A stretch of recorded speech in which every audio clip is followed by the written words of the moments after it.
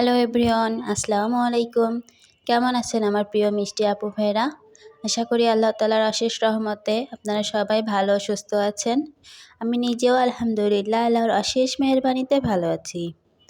আপনাদের সকলকে হৃদয়ের গভীরতা থেকে স্বাগত জানাচ্ছি টুনটুনি সংসার চ্যানেলের নতুন আরেকটি সুন্দর ও সাদামাটা লাইফস্টাইল ব্লগ ভিডিওতে। আজকে দিনটা ছিল আমার হাজব্যান্ডের জন্মদিন। এই বিশেষ দিনটাকে একটু আলাদা আর স্মরণীয় করে তুলতে ঘরোয়াভাবেই ছোট কিছু আয়োজন করেছি। বাইরের ঝলমলে আয়োজন নয়, বরং ভালোবাসায় মেশানো নিজের হাতে বানানো কিছু খাবার দিয়েই আজকে দিনটা সাজানো। আশা করছি ভালো লাগবে, তাই সম্পূর্ণ ভিডিওটা দেখুন। ভিডিও রিলেটিভ কথা বলার আগে সবার কাছে একটা রিকোয়েস্ট করে নিচ্ছি। যারা আমার ভিডিওটি ক্লিক করেছেন, প্লিজ একটা লাইক দিয়ে ভিডিওটা কন্টিনিউ করবেন। আপনাদের ছোট একটা লাইক আমার জন্য খুবই গুরুত্বপূর্ণ। আপনারই মতো অনেকের কাছে আমার ভিডিওটি পৌঁছে দিতে সাহায্য করবে। সেই সাথে নতুন দিনে নতুন আরেকটি ভিডিও মেক করার উৎস জাগিয়ে তুলবে। আর যারা আমার চ্যানেলে নতুন, আজই আমার চ্যানেলটি ভিজিট করছেন, আপনাদের যদি লাইফস্টাইল ব্লগ ভিডিও দেখতে ভালো লাগে, তাহলে চাইলে আপনি আমার চ্যানেলটি সাবস্ক্রাইব করে পাশে থেকে যেতে পারেন। সাবস্ক্রাইব করে পাশে থাকা বেল আইকনের অল অপশনটি বাজিয়ে রাখবেন, যাতে পরবর্তী কোনো ভিডিও দিলে আপনাদের কাছে নোটিফিকেশন পৌঁছে যায়। আপনারা সময় সুযোগ করে আমার ভিডিওটি দেখে নিতে পারবেন। আর আমার ভিডিওর মধ্যে আমার কথা বা কাজের মধ্যে যদি কোনো অংশ একটুও ভালো লাগে, তাহলে চাইলে আপনারা কমেন্ট করে জানিয়ে যেতে পারেন। আপনাদের সুন্দর একটি কমেন্ট আমার অনেক উৎসাহ জাগায়, পরবর্তী ভিডিও মেক করার অনেক অনুপ্রেরণা জাগায়। তাই প্লিজ সবাই একটা সুন্দর করে কমেন্ট করে যাবেন। আর আমার ভিডিওটি যদি খুব বেশি ভালো লাগে, তাহলে ফ্রেন্ডস আর ফ্যামিলির মাঝে শেয়ার করে দিতে পারেন। আর আপনি যদি তা অলরেডি করে থাকেন, তাহলে আপনাকে জানাই অসংখ্য ধন্যবাদ। এবার আসি আজকের ভিডিও রিলেটেড কিছু কথা বলতে। আজকে আমার হাজব্যান্ডের জন্মদিন উপলক্ষে মেনুতে ছিল মজাদার পুডিং, ঘ্রাণে ভরা পায়েস, সঙ্গে পছন্দের ফ্রায়েড রাইস আর ঝাল চিলি চিকেন। খুব সাধারণ কিছু খাবার হলেও প্রতিটা আইটেমের সাথে মিশেছিল অনেক ভালোবাসা, যত্ন আর আন্তরিকতা। আপনাদের সাথে কথা বলতে বলতে এদিকে আমি চিলি চিকেনটা করে ফেলেছি। প্রথমে আমি চিকেনটা ম্যারিনেট করে রেখেছিলাম, তারপরে একটু ফ্রাই করে একটু ভালো করে রান্না করে নিয়েছি। তারপরে আমরা ফ্রায়েড রাইসটাও রান্না করে নিয়েছি। আজকে কি হয়েছে কেন জানি না, ফোনে কোনোভাবেই ভিডিও করতে পারছিলাম না। একটুখানি ভিডিও হলেই একাই অফ হয়ে যাচ্ছিল।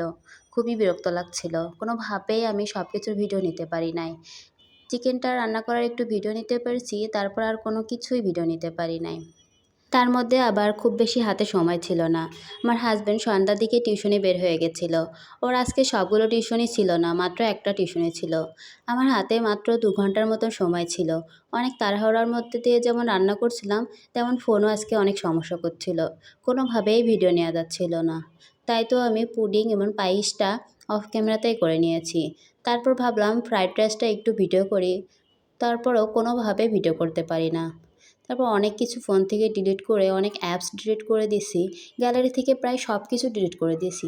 তারপরেও কোনোভাবেই ফোনে জায়গা হচ্ছিল না। সব শেষে গুগল থেকে কিছু জিনিস ছিল, সেগুলোও ডিলিট করে একটু জায়গা হয়েছিল। তারপরে এই যে একটু করে ভিডিও নিতে পেরেছিলাম। না হলে কোনোভাবে আপনাদেরকে কিছুই দেখাতে পারতাম না। এই 2 ঘন্টার মধ্যে সব কিছু কোনোভাবে আমি রান্না শেষ করেছি। রান্না শেষ করে হাজব্যান্ডকে ফোন দিয়েছি। ও বলল ওর বেশি সময় লাগবে না আসতে, প্রায়ই চলে আসতেছে। তারপর আমি অনেক দ্রুত সব কিছু গুছিয়ে নিচ্ছিলাম। আমার বেডরুমে যে টেবিলটা ছিল, সেই টেবিলটা আবার একটু সাজিয়ে নিব ভাবছি। তাই প্রথমেই আমি একে সব খাবারগুলো রেখে দিব। খুবই সিম্পলভাবে আয়োজনটা করেছি। ঘরে যা ছিল সেগুলো দিয়েই আয়োজনটা করেছি। একটা কেকও নিয়ে আসি নাই, কারণ আমার হাতে খুব বেশি সময় ছিল না। তাই ভাবলাম ঘরে যা আছে তাই দিয়ে আজকে ম্যানেজ করে নিই। আমার হাজব্যান্ড যেহেতু সারাদিন বাসায় ছিল, তাই আমি সারাদিনের মধ্যে বাইরে বের হতে পারি নাই। তাই কোনো কিছু নিয়ে আসতে পারি নাই। রুমে যা ছিল সেগুলো দিয়ে আমি ভাবলাম ছোট একটু আয়োজন করি। আর সারাদিন ওকে আমি উইশ করি নাই। ও ভাবছিল আমি হয়তো ওর জন্মদিনটা ভুলেই গেছি। তাই একটু সারপ্রাইজ দেওয়ার জন্য এই ছোট আয়োজন করলাম। এবার আমি টেবিলে খাবারগুলো সব রেখে আমার যে রুমে কয়েকটা মোমবাতি ছিল, সেগুলো আমি একটা কাগজের ওপর একটু এঁটে নিয়েছি। তারপরে সবগুলো মোমবাতি সাজিয়ে নিব। সাথে কয়েকটা বেলুনও ছিল, সেগুলো ভাবলাম একটু দিয়ে সুন্দর করে সাজিয়ে নিই। তাহলে হয়তো টেবিলটা দেখতে আরও একটু সুন্দর লাগবে। তাই যে ভাবনা সেই কাজ, চলে আসলাম টেবিলগুলো একটু সুন্দর করে সাজিয়ে নিতে। তারপরে ফাইনাল লুকটা আপনাদেরকে একটু দেখিয়ে দিব। কেমন হয়েছে আমার এই ছোট্ট আয়োজনটা সবাই কিন্তু কমেন্ট করে জানাবেন। তারপর আমি সব মোমবাতিগুলো জ্বালিয়ে নিচ্ছিলাম। কিছু কিছু মোমবাতি জ্বালানোর পরে পাশে আপু লাইটটা অফ করে দিয়েছিল, দেখছিল কেমন আসে লাইটটা অফ করে দেওয়ার পরে। বিশ্বাস করবেন না, আমার কাছে বেশ ভালো লাগছিল। এই ছোট আয়োজনে আমি অনেক খুশি হয়ে গেছিলাম। তেমন আমার হাসব্যান্ড তো আরও খুশি হয়ে গিয়েছিল দেখে। এই যে দেখুন, আমি সবগুলো মোমবাতি সুন্দর করে জ্বালিয়ে নিচ্ছিলাম। আমি অনেক তাড়াহুড়োর মধ্য দিয়ে সবগুলো জিনিস সাজিয়ে নিচ্ছিলাম, কারণ যেকোনো মুহূর্তে আমার হাসব্যান্ড চলে আসতে পারে। সবকিছু মোমবাতিগুলো সবগুলো জ্বালিয়ে তারপর আপনাদেরকে একটু ফাইনাল লুক দেখিয়ে দিব। অন্ধকারে আলো অফ করে কেমন লাগে দেখতে, আলো দিয়ে কেমন লাগে, তাই আপনাদেরকে একটু দেখিয়ে দিলাম। আমার সাজানো শেষ, তারপরে আমার হাসব্যান্ড চলে এসেছিল। ও তো এসেই অনেক খুশি হয়েছিল। ও বলছিল, "আমি তো ভাবছি তুমি আমার জন্মদিনটা ভুলেই গেছো হয়তো।"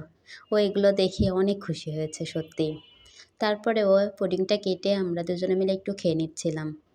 আমার এই ছোট আয়োজনেই আমার হাসব্যান্ডের মুখের হাসিটাই ছিল আজকের দিনের সবচেয়ে বড় প্রাপ্তি। তার আনন্দটাই আমার শান্তি, তার হাসিটাই আমার সবচেয়ে বড় পাওয়া। আল্লাহ যেন তাকে সবসময় সুস্থ রাখেন, সুখে রাখেন। আর আমাদের ছোট সংসারটা এভাবেই ভালোবাসায় ভরে রাখেন। আমিন। আজকের দিনটা তাই শুধু জন্মদিন নয়, এটা আমাদের ভালোবাসার আরেকটা সুন্দর অধ্যায়। এই স্মৃতিগুলো একদিন গল্প হয়ে থাকবে, আর সেই গল্পের প্রতিটা পাতায় থাকবে ভালোবাসার ছোঁয়া। যেহেতু আমি কোনো কেক আনি নাই, পুডিং বানিয়েছিলাম, তাই আমার হাসব্যান্ড পুডিংটাই কেটে আমাকে প্রথমে খাইয়ে দিয়েছিল। তারপরে আমি আবারও ওকে খাওয়াই দিয়েছি। পরে ও আবারও আমাকে খাওয়াই দিয়েছে। পুডিংটা খাওয়ার পরে আমি ওকে বললাম, মোমবাতিগুলো একটু নিভিয়ে দাও। তাই ও সব মোমবাতিগুলো নিভিয়ে দিচ্ছিল। কয়েকটা মোমবাতি নিভানোর পরে আমি একটু আলো জ্বালিয়ে দিয়েছিলাম। তো আজকের মতো এখানেই বিদায় নিচ্ছি, সবার সুস্বাস্থ্য কামনা করে। সবাই ভালো থাকবেন, সুস্থ থাকবেন। আল্লাহ হাফেজ। আসসালামু আলাইকুম।